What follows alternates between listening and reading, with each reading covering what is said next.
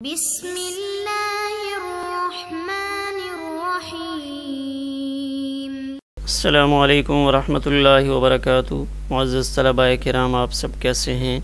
آج ہم کتاب ہدایہ رابع میں سبق نمبر 207 کو پڑھ رہے ہیں، اور ہمارے آج کے سبق سے کتاب الکراہیہ کا آغاز ہو رہا ہے، اور اپنے آج کے سبق میں ہم مکروہ کی کچھ تفصیل اس کو جانیں گے۔ آئیے پہلے اپنے آج کے سبق کی عبارت کو پڑھتے ہیں۔ بسم اللہ الرحمن الرحیم۔ کتاب الکراہیۃ قال رضی اللہ عنہ تکلموا فی معنی المکروہ والمروی عن محمد رحمہ اللہ نصا ان کل مکروہ حرام الا انہ لما لم یجد فیہ نصا قاطعا لم یطلق علیہ لفظ الحرام۔ وعن ابی حنیفۃ وابی یوسف رحمہم اللہ انہ الی الحرام اقرب وهو يشتمل على فصول منها فصل في الأكل والشرب۔ قال ابو حنیفۃ رحمہ اللہ یکرہ لحوم الأطن وألبانها وأبواب الإبل۔ وقال ابو یوسف ومحمد رحمہم اللہ لا بأس بأبوال الإبل۔ وتاویل قول ابی یوسف رحمہ اللہ انہ لا بأس بها للتداوی۔ وقد بینا هذه الجملة فيما تقدم في الصلاة والذبائح فلا نعيدها۔ واللبن متولد من اللحم فأخذ حکمہ۔ آئیے اب ہم اپنے سبق کی عبارت کا ترجمہ کرتے ہیں۔ صاحب ہدایہ فرماتے ہیں کہ فقہائے کرام نے مکروہ کے معنی میں کلام کیا ہے، اور امام محمد رحمہ اللہ سے صراحتاً مروی ہے کہ ہر مکروہ حرام ہے۔ البتہ جب امام محمد رحمہ اللہ کو جس مسئلہ میں کوئی قطعی نص نہیں مل جاتی، وہ اس پر حرام کا اطلاق نہیں کرتے۔ امام ابو حنیفہ اور امام ابو یوسف رحمہم اللہ سے یہ روایت ہے، وہ یہ فرماتے ہیں کہ مکروہ حرام سے زیادہ قریب ہے، اور یہ کتاب الکراہیہ چند فصلوں پر مشتمل ہے، جن میں سے ایک فصل کھانے اور پینے کے بیان میں ہے۔ قال ابو حنیفہ، امام ابو حنیفہ رحمہ اللہ فرماتے ہیں کہ گدھیوں کے گوشت اور ان کا دودھ اور اونٹ کے پیشاب یہ مکروہ ہیں۔ امام ابو یوسف اور امام محمد رحمہم اللہ یہ فرماتے ہیں کہ اونٹوں کے پیشاب میں کوئی حرج نہیں۔ حضرت امام ابو یوسف رحمہ اللہ کے فرمان کی تعویل یہ ہے کہ اونٹوں کا پیشاب دوا کے طور پہ استعمال کرنے میں کوئی حرج نہیں، اور ان تمام کو ما قبل میں کتاب الصلاۃ اور کتاب الذبائح میں ہم بیان کر چکے ہیں۔ فلا نعیدها، لہٰذا یہاں ہم اس کا اعادہ نہیں کریں گے، اور دودھ گوشت ہی سے پیدا ہوتا ہے، لہٰذا اس دودھ نے گوشت کا حکم لے لیا۔ آئیے اب ہم اپنے سبق کی تفصیل کی جانب کچھ بڑھتے ہیں۔ کتاب الکراہیہ یہ کتاب کراہیت کے احکامات کے بیان میں ہے۔ تو اب یہاں اس کتاب کی گزشتہ باب کے ساتھ کیا مناسبت ہے؟ کتاب الاضحیہ اس سے پہلے ذکر کی گئی، اور اس کے بعد کتاب الکراہیہ کو بیان فرما رہے ہیں۔ بعض شراح یہ فرماتے ہیں کہ ان دونوں کے درمیان مناسبت یہ ہے کہ اس سے گزشتہ کتاب میں کچھ مسائل ایسے تھے جن میں کراہت کے حکم کو بیان کیا گیا تھا، جیسے رات کو قربانی کرنا، قربانی والے جانور کا دودھ دوہنا یا اس کی اون کاٹنا، تو اس میں کراہت کا تذکرہ آیا تھا۔ تو اب اس کراہت کو تفصیلی طور پہ یہاں پہ بیان فرما رہے ہیں۔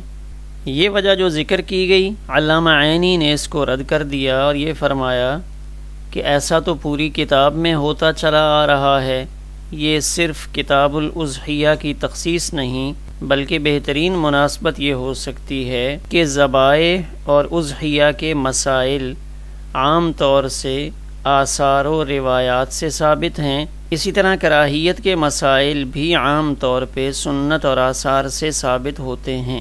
تو یہ مناسبت ہے، یعنی ذبائح اور اضحیہ کے مسائل جیسے آثار و روایات سے ثابت ہیں، اسی طرح کراہیت کے مسائل بھی سنت و آثار سے ثابت ہیں۔ تو اب یہاں صاحب ہدایہ نے کتاب الکراہیہ اس کو عنوان دیا، اگرچہ اس کے ذیل میں غیر مکروہ کا بیان بھی آئے گا، لیکن کتاب الکراہیہ کا عنوان اس وجہ سے دیا کہ مکروہ سے احتراز کے واجب ہونے کی وجہ سے اس کا بیان زیادہ اہم ہے۔ امام قدوری رحمہ اللہ نے اس کو کتاب الحظر والاباحہ کا عنوان دیا ہے، اور بقول شراح یہ عنوان عمدہ ہے۔ بعض حضرات نے اس کو کتاب الاستحسان کا عنوان بھی دیا ہے، کیونکہ اس میں ان چیزوں کا بیان ہے جن کو شریعت نے مستحسن یا قبیح شمار کیا ہے۔ بعض حضرات نے اسی باب کو کتاب الزہد والورع کا عنوان بھی دیا ہے کہ اس میں بہت سے ایسے مسائل ہیں جن کی شریعت نے اجازت دی ہے، لیکن زہد و تقوی ان کے ترک کا مطالبہ کرتا ہے۔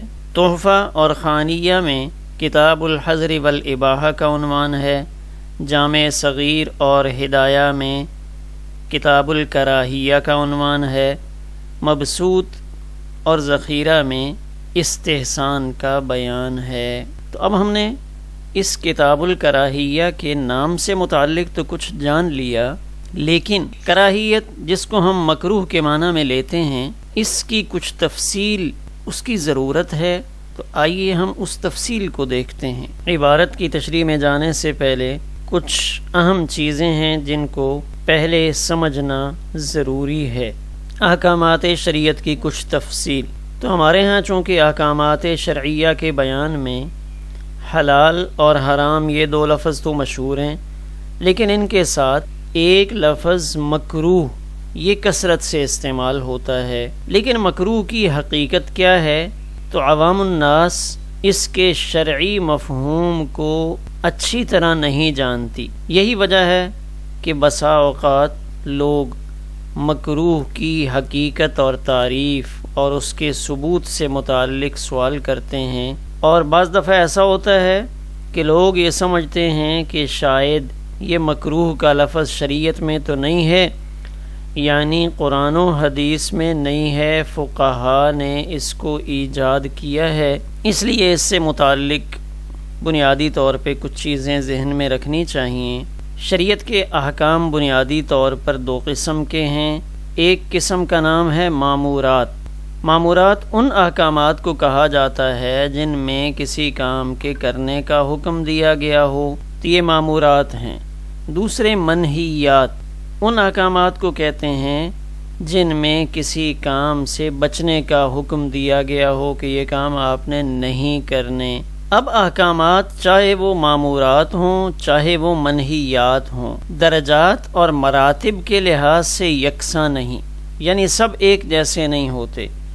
مامورات جن میں حکم دیا گیا ہے وہ سارے احکامات برابر نہیں، ان کے اندر مراتب کے اعتبار سے فرق ہے۔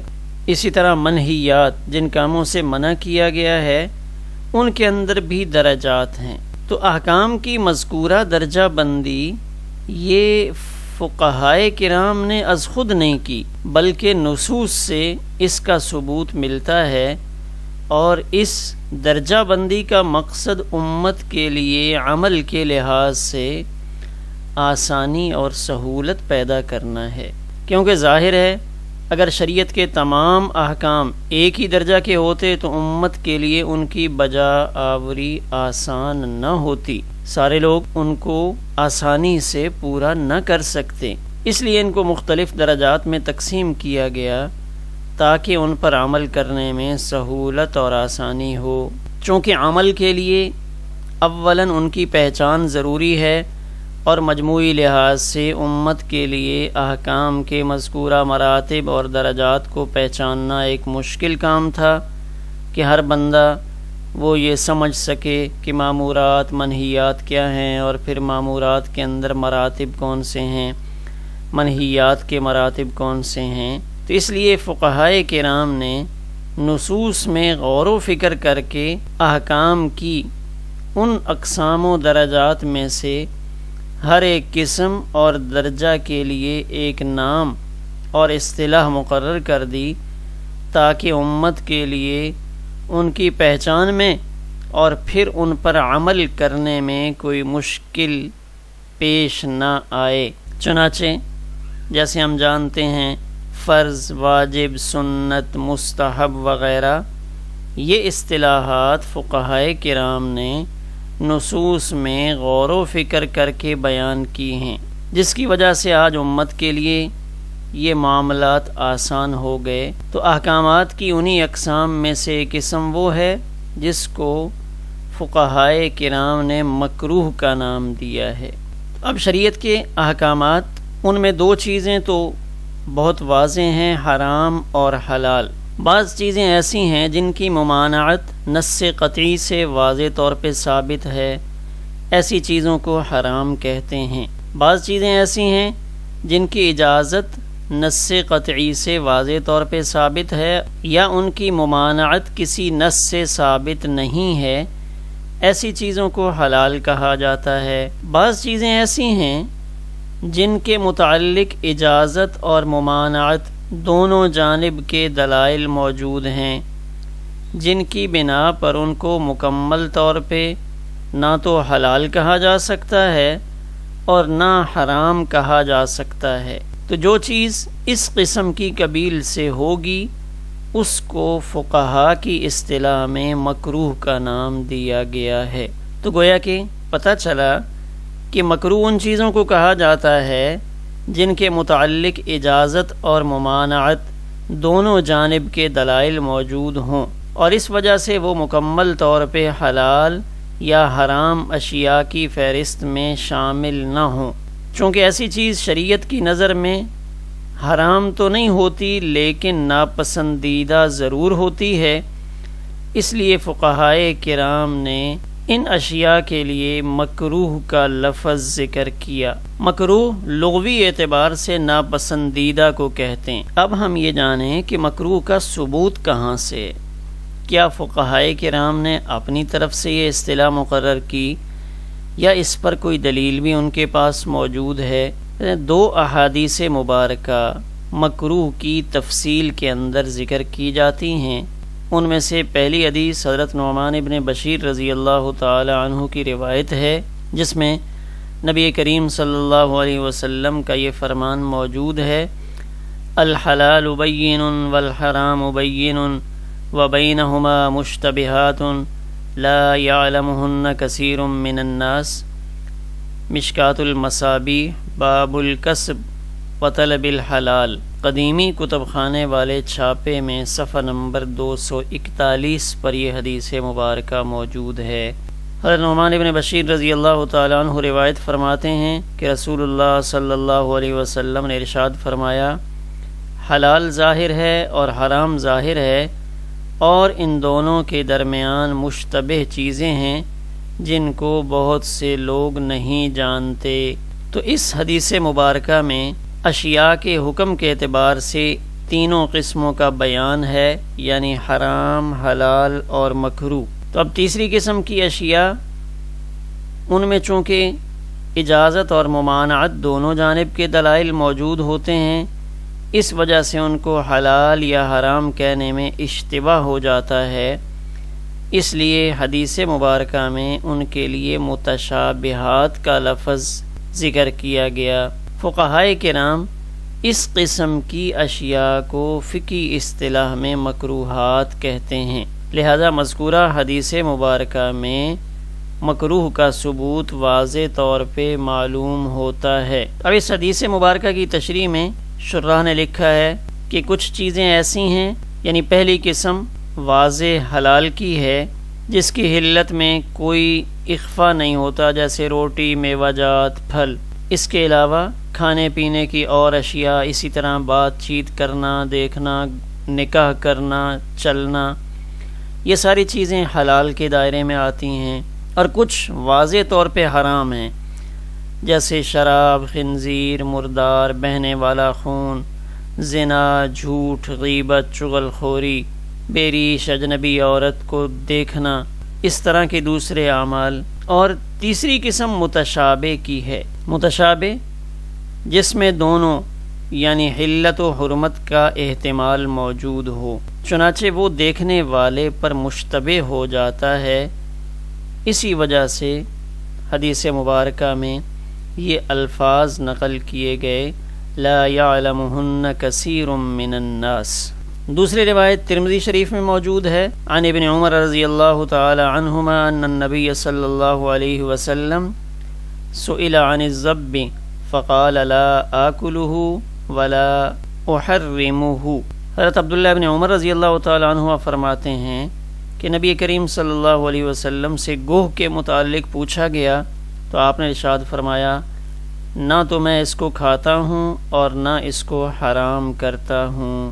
صحابہ کرام رضوان اللہ علیہ مجمعین نے نبی کریم صلی اللہ علیہ وسلم سے گوہ جو ایک قسم کا جانور ہے، آپ سب نے دیکھ رکھا ہوگا، تو اس سے متعلق سوال کیا تو آپ صلی اللہ علیہ وسلم نے ارشاد فرمایا، میں اس کو نہیں کھاتا لیکن امت کے لیے حرام بھی نہیں کرتا۔ نبی کریم صلی اللہ علیہ وسلم کے اس جواب سے مکروہ کی اصطلاح بخوبی واضح ہو جاتی ہے، کیونکہ جب آپ صلی اللہ علیہ وسلم نے گوہ کو حرام قرار نہیں دیا لیکن خود اس کو تناول بھی نہیں فرمایا، تو ایسی صورت میں گوہ کو اور اس طرح کی دیگر چیزوں کو مکمل طور پہ حلال یا حرام کیسے کہا جا سکتا ہے؟ بلکہ عقل خود اس بات کا فیصلہ کر سکتی ہے کہ حلال اور حرام کے درمیان بھی ایک درجہ ہے اور گوہ اسی درمیانی درجے کی چیز ہے۔ اسی درمیانی درجے کی چیزوں کو فقہائے کرام نے مکروہات کہا ہے۔ یہی وجہ ہے کہ فقہائے احناف کے نزدیک گوہ کا کھانا مکروہ ہے، جیسے علامہ انور شاہ کشمیری رحمہ اللہ نے ترمذی شریف کی شرح میں یہی بات نقل فرمائی ہے، وَهَذِهِ مَكْرُوهَةٌ عِنْدَنَا وَقَالَ فُقَهَائِنَا بِكَرَاهَةِ تَحْرِيمِهِ وَمُحَدِّثُونَنَا بِكَرَاهَةِ تَنزِيهِهِ۔ تے مکروہ کا ثبوت گویا کہ دو احادیث مبارکہ سے موجود ہے۔ اب مکروہ کی کچھ تفصیل ہے، مکروہ تحریمی اور تنزیہی، وہ ہم سبق کے دوسرے حصے میں دیکھتے ہیں کہ جب ہم عبارت کی تشریح عرض کریں گے تو اس کے ذیل میں مکروہ تحریمی اور تنزیہی اس کا تذکرہ بھی آئے گا۔ ہمارا آج کا سبق اسی پر مکمل ہوا۔